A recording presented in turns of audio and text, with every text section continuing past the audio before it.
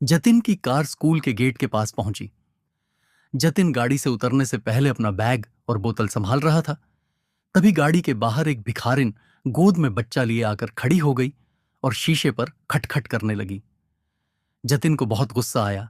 वह गाड़ी से उतरा और बोला, अरे, गाड़ी रुकी नहीं कि तुम लोग मांगने आ जाते हो? शर्म नहीं आती? भिखारिन ने कहा, बेटा, कल से कुछ नहीं खाया है, कुछ पैसे दे दो, बच्चा भी भूखा है। जतिन ने फटकारते हुए कहा, चल भाग यहां से, मुझे वैसे ही देर हो रही है। तभी पास में खड़ा उसका दोस्त रवि बोला, ये लो मेरा लंच, तुम खा लेना और ये पैसे भी रख लो, बच्चे के लिए दूध खरीद लेना। रवि को देखकर जतिन थोड़ा सा झेंप जाता है। वह भिखारिन खाना और पैसे लेकर दुआएं देकर चली गई। जतिन ने कहा, यार, तू क्यों इन लोगों को सर पर चढ़ा लेता है? तुझे पता भी है कल से रोज तेरे पीछे पड़ जाएगी। वैसे अब तू खाएगा क्या खाना, और पैसे तो तूने उसे दे दिए। रवि बोला, हम जिस लायक हैं हमें औरों की मदद करनी चाहिए। आज का लंच तेरे टिफिन में से खा लूंगा, क्यों नहीं खिलाएगा क्या?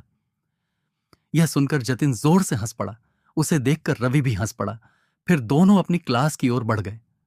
रीड ऑल्सो राजकुमारी का घमंड। फिक्स सरोसी हम प्रिंसेस स्टोरी फॉर किड्स। अगले दिन से रवि ज्यादा खाना लाने लगा और उस भिखारिन को देने लगा। जतिन को यह सब पसंद नहीं था। एक दिन उसने रवि से फिर बात की, यार, तेरे पर पैसे फालतू हैं क्या जो इन लोगों पर लुटाता रहता है? रवि बोला, मेरे पास तो इतने पैसे नहीं हैं, लेकिन अच्छे काम के लिए कभी पीछे नहीं हटना चाहिए। मैंने अपनी माँ को सारी बात बताई। अब वो उसके लिए अलग से खाना बना देती हैं, साथ ही बच्चे के लिए भी कुछ न कुछ भेज देती हैं। अब तो इनसे एक रिश्ता सा हो गया है। मेरी बात मान, एक बार तू भी किसी की मदद करके देख, तुझे कितना मजा आएगा। जतिन कहता है, मेरे पापा कहते हैं कि हमारी मेहनत का पैसा हम किसी पर क्या लुटाएं। मेरे परिवार में कोई भी दाना वगैरह नहीं करता है, और अगर करता भी है तो टैक्स बचाने के लिए। रवि हंसकर जवाब देता है, ठीक है, अपनी अपनी सोच है, हम क्या कर सकते हैं। इस पर जतिन बोलता है, देख, ये भिखारी ऐसे ही रहेंगे और तुझे भी लूट लूट कर भिखारी बना देंगे। मेरे पास तो पैसे की कभी कमी नहीं होगी, पर तेरा भविष्य मुझे खतरे में दिखाई दे रहा है। रवि कहता है, एक काम करते हैं, कॉलेज खत्म होने के बाद एक बार यहीं मिलने आएंगे, फिर बताएंगे कि कौन कहां तक पहुंचा। जतिन रवि से मिलने का वादा कर लेता है। कुछ ही सालों में दोनों दोस्त अलग अलग कॉलेज में एडमिशन ले लेते हैं और अपनी पढ़ाई में लग जाते हैं। कॉलेज के बाद दोनों बिछुड़ जाते हैं। एक दिन जतिन अपने स्कूल के सामने से गुजर रहा था। तभी उसने देखा कि स्कूल के पास ही एक छोटी सी दुकान है। बच्चों के खाने पीने का सामान बेचने की उस पर एक छोटा सा लड़का और उसकी मां बैठे थे। जतिन पहचान गया कि ये तो वही भिखारिन है जिसे रवि अक्सर पैसे दिया करता था। उन्हें देखकर उसे रवि की याद आ गई, लेकिन वह उसे कहां ढूंढे। कुछ ही देर में वो अपने ऑफिस पहुंच जाता है। ऑफिस में उसका मैनेजर जतिन से मीटिंग करता है। सर, आपके पापा के जाने के बाद पूरा बिजनेस ही बैठ गया। एक गलत साइट पर बिल्डिंग बनाकर सारा पैसा डूब गया। अब एक प्रोजेक्ट है, अगर ये हमें मिल जाए तो काम बन सकता है, वरना 2 महीने में कंपनी और घर दोनों नीलाम हो जाएंगे। जतिन बोलता है, मैं जानता हूं, पता नहीं किसकी नजर लग गई हमारे बिजनेस को। आप इस प्रोजेक्ट की डिटेल मुझे भेज दो। कल उस नए इंजीनियर से मैं खुद मिलकर उसे प्लान समझाता हूं।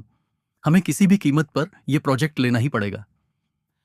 अगले दिन जतिन जल्दी से तैयार होकर प्रोजेक्ट की फाइल लेकर सरकारी दफ्तर में पहुंच जाता है।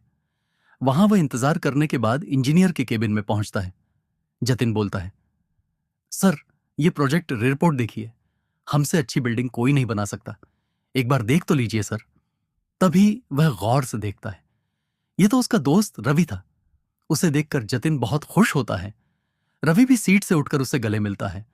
जतिन कहता है, अब तो मुझे कोई चिंता नहीं है, तू है तो मेरा सारा काम हो जाएगा। यह सुनकर रवि कहता है, जतिन, यह प्रोजेक्ट मैं तेरी कंपनी को नहीं दे सकता हूं। तेरी कंपनी ने जो बेईमानी से गलत जगह बिल्डिंग बनाई, उससे तुम्हारी रेपुटेशन खराब हो चुकी है। मैं तो क्या, इस शहर में तुम्हें कोई भी प्रोजेक्ट नहीं मिलेगा। यह सुनकर जतिन रवि के पैर पकड़ लेता है। यार, ऐसा मत बोल, मैं सड़क पर आ जाऊंगा। तुझे देखकर मुझे एक उम्मीद बंधी है, अगर यह प्रोजेक्ट न मिला तो मैं बर्बाद हो जाऊंगा। रवि जतिन से कहता है, चल मेरे साथ। वह जतिन को लेकर उसी स्कूल के सामने पहुंच जाता है।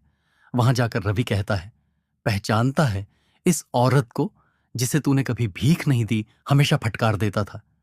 मैंने इसकी थोड़ी सी मदद की और आज ये दुकान पर सामान बेचकर अपनी रोजी रोटी चला रही है। कोई मजबूरी में भीख मांगता है तो हमें उसका मजाक नहीं उड़ाना चाहिए। आज देख, भीख तो तू भी मुझसे मांग रहा है। इसमें और तुझ में क्या फर्क रह गया? मैं तुझे नीचा नहीं दिखा रहा, लेकिन तूने सिर्फ पैसा कमाया, दुआ नहीं। आज वह भी तेरे पास नहीं है। जिस पैसे पर तू घमंड कर रहा था, आज उसी ने तुझे बर्बाद कर दिया। यह सुनकर जतिन की आंखों से आंसू बहने लगे। वह बोला, हां, तू ठीक कह रहा है। मेरे परिवार ने कभी किसी की मदद नहीं की, यही शिक्षा उन्होंने मुझे दी। रवि जतिन को लेकर उसी दुकान पर पहुंच जाता है। वह औरत उन्हें देखकर उनके पास आ जाती है। भैया, आप आइए, बैठिए। मैं अभी आपके लिए कुछ लाती, रवि बोला।